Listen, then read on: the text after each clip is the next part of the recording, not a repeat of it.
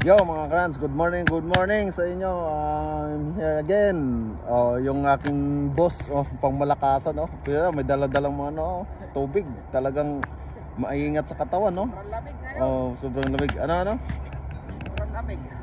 Sobrang lamig pero umiinom ng nagyeyelong tubig. Andito kami ngayon sa, makikita niyo yung building na ginagawa.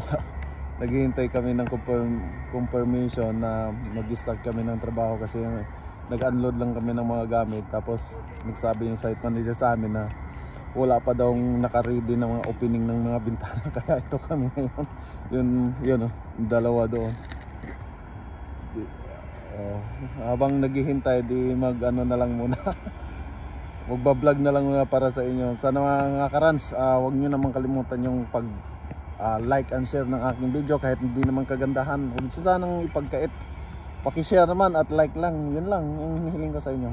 Maraming salamat sa inyo. At saka lahat sang hindi pa nakakapag-subscribe ng aking YouTube channel, mayroon pa akong link na naka-upload dyan sa aking FB page. Pakibukas na lang po ninyo. Maraming salamat mga friends. Ayan, ito ang buhay namin dito sa New Zealand. Hindi po ito Pilipinas o ano, ito po ay New Zealand mga karans, parang Pilipinas lang. Ayan, maganda ang sikat ng araw ngayon. Ayan, maliwalas ang kalangitan, walang kaulap-ulap, hindi nagbabadya ng ulan. Kaya yan, lahat yung nakikita nyo na yan mga karans, yung service ng mga tao yung nagtatrabaho dyan sa building na yan. Ayan. Ito skateboard park.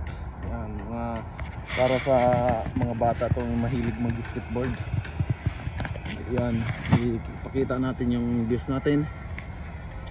Diyan, yun. Yan. Ayan.